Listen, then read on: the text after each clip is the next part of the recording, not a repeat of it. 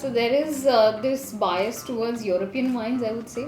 So if you Yeah, ask that's true. someone generally, yes. Italy and old Yeah. world, right? Old world. Surprisingly, Australia, New Zealand is supposed to be cheap. Yes, so that could be because maybe people have heard since generations that Italy and France, they are old world, so they are the best at winemaking. But as any wine enthusiast would know, if you dig deeper, there's every country is producing top class wines right The now. funny part, I think, is the taste of Indian palate is more of a new world. world, yes. Exactly, but they are Yes. just because it's Barolo and Yes, Chianti. absolutely.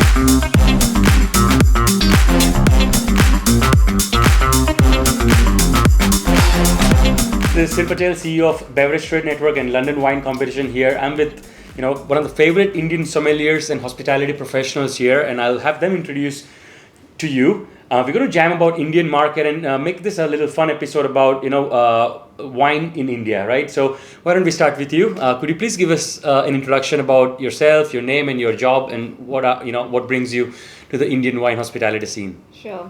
Thank you, Sid. It's lovely to meet you in person. My name is Anushka. I work with Pernod Ricard in India as a wine ambassador. So my job involves going around the western part of the country, doing tastings, doing trainings with on-trade and off-trade personnel.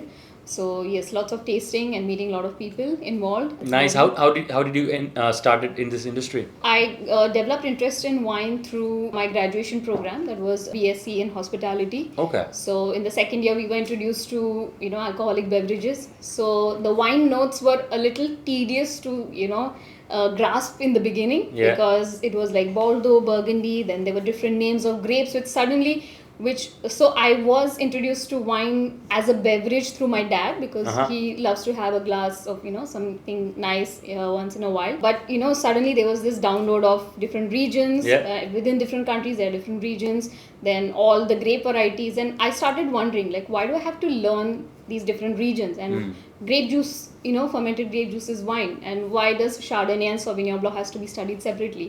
So that kind of led me through the rabbit hole. I went to the library looking for Nice. answers, and I found it very, very interesting that And you thought that this is a career I would want to choose now because you just became passionate?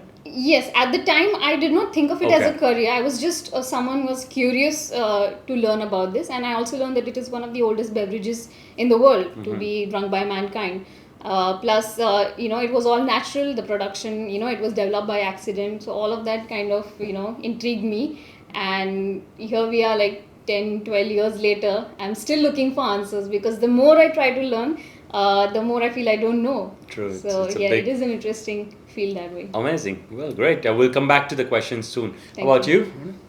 I'm Ronit Singh. So I was not good at academics. So my parents told me to do hospitality, BSc in hotel management. Later, when I joined hotel industry, one day I was serving, a guest ordered me a poifuse and I apparently served him poifume.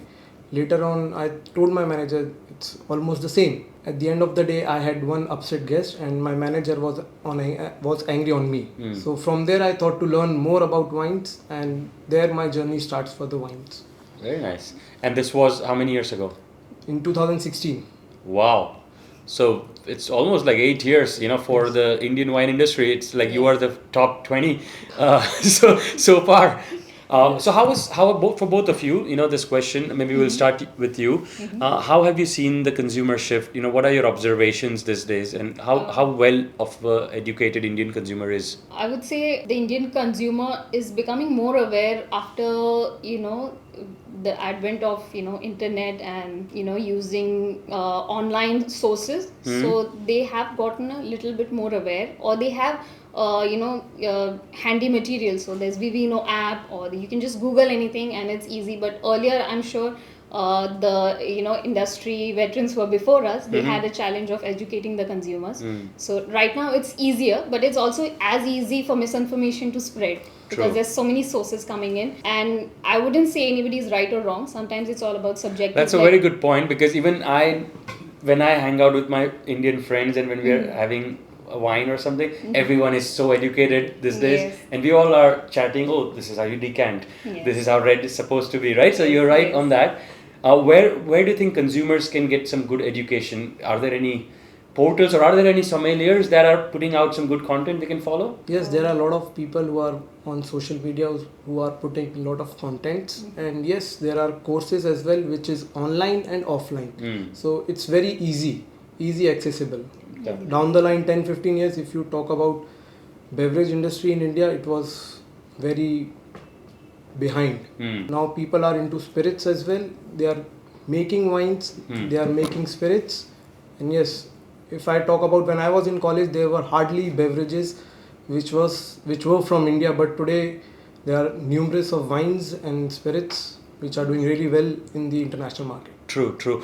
On wine cocktails, right? Like we are seeing the can movement did happen in US for sure, and it's a little slowed down. But I'm sure in India, I want to take your take on that, like RTDs and wine can cocktails. So how do you see the wine-based cocktails evolving, and what kind of utility use do you see? Like what kind of different outlets it can be sold to? I think wine-based cocktails are maybe not as popular as spirit-based cocktails, but there is a good chunk of the market which I think can be catered to. So we can piggyback on the cocktail culture that is flourishing in India. So there's a lot of mixologists which are being known around the world now. They go for various competitions and then they're making name for themselves. So I think wine cocktails can come into the picture, and me, in my current role, I have tried, experimented with wine cocktails in a market like Goa, which is more fun, you would say. So probably not in Mumbai, but in Goa it works. And I have seen people being surprised by, oh, this is good. It's a little, on the low ABV side. So for a sundowner, and especially among maybe say women or younger crowd who don't want to get drunk in their first cocktail itself, I've seen good response to that. So I think it's an interesting feel or aspect of the cocktail culture that we can explore. Bring in more. This may be a very silly question, maybe, but I'm curious. Can you drink and do park? Like, can you go to a park and open and do a picnic and have wine cocktail here? No. Is it allowed? No, not in India. Not allowed. Okay. Moving on to the Indian street food. I think we all can. We understand the hospitality and the upscale market of India. Where it's evolving and. There is a nice palette which is emerging, but let's talk about the main street food, the Indian street food and whatnot. So are there any ways or are there any things that you see that can be evolved, or food pairings, like even with the staple food of each state, there can be a wine pairing, and what's your take there? India is a very diverse country. Yep. When you talk about north, east, west, south, you go south, you will see people have different appetite. Different people eat food on banana leaf over there, which is completely different. And it's not at all spicy. They use a lot of coconut milk. So you need to pair accordingly. You can go for a white wine. Maybe if you go to north, extreme north, people prefer butter chicken, spicy food. You can always pair it with a red wine. The moment you go towards Kolkata, their staple food is fish. They eat a lot of fish over there. Again, you can pair a sparkling or a champagne over there. So I think India is a diverse culture, and there is a lot of scope for wines. And yes, no pairing is a bad pairing or a good pairing until and unless it makes a sense. That's right. Like I think a good pairing, a good food is what you like, right? End of the day. Yes. So what is your favorite? If you had to pair and print a big menu. Okay. What would that street food versus wine pair look like? In Indian food, for me, street food is something which I always miss whenever I travel abroad. So yes, integral part of the culinary landscape. My favorite is something like a chaat. There are many varieties of chaat. So papdi chaat, or that is something sweet, spicy, sour, that can be paired very well with some aromatic white wines. So Riesling comes to mind, an off-dry Riesling, or even something like a nice aromatic Sauvignon Blanc from Marlborough. These are some of my favorites. So give us a little technical element to it. Maybe both can jump in. Is that to balance the spices and the burst that comes? Is that why you would add that element, or to enhance even more? I would say to enhance that refreshing. Flavors. Yeah, because chaat is always, it's a flavor burst. True, because if you add, like you said, Sauvignon Blanc, if you add that, even more would come, right? Yes. Yes. So it's kind of like to balance out that acidity and supplement it as well, because if we have a maybe low acid wine, it might seem a little flat in front of that flavorful chart. So, and I've tried this, on 1 or 2 occasions, and I think the pairing works fantastically. Your dream wine. My If dream. you had to make one wine, and let's say 2 dream wines. One is a commercial which you think will be a hit based on the things that like the Okay. packaging, the price, the varietal that you had to cater and launch in India. Okay. And one is, forget about it, just fun for life, for passion. Okay. What kind of 2 wines you would come up with?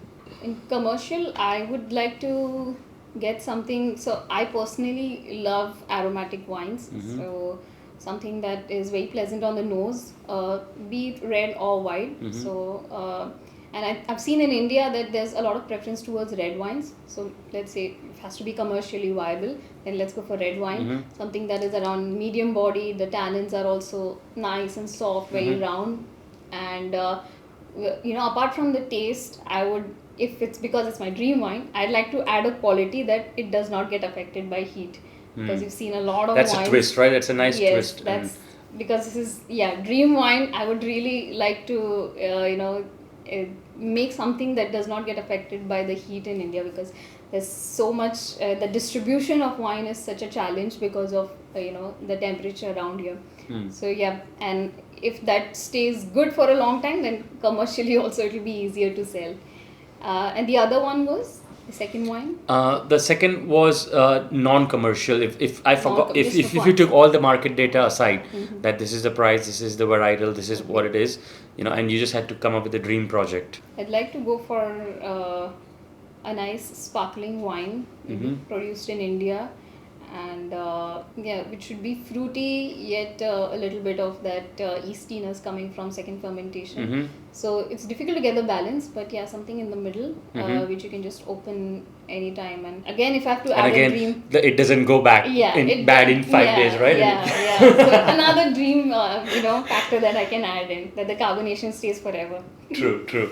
Similar question: if you had to make a wine or take one Indian wine abroad, or you were an international global market manager for this particular wine, which wine would you pick if you had all the choice to take it out? To pick an Indian wine, I would pick Rasa Shiraz. The reason why I would pick this wine is recognition and quality. Sula Vineyard is in Nasik is very recognized and a respected vineyard. Top of that, the climate environment adds the flavor profile to the wine. So that are the 2 major reasons why I would pick this wine.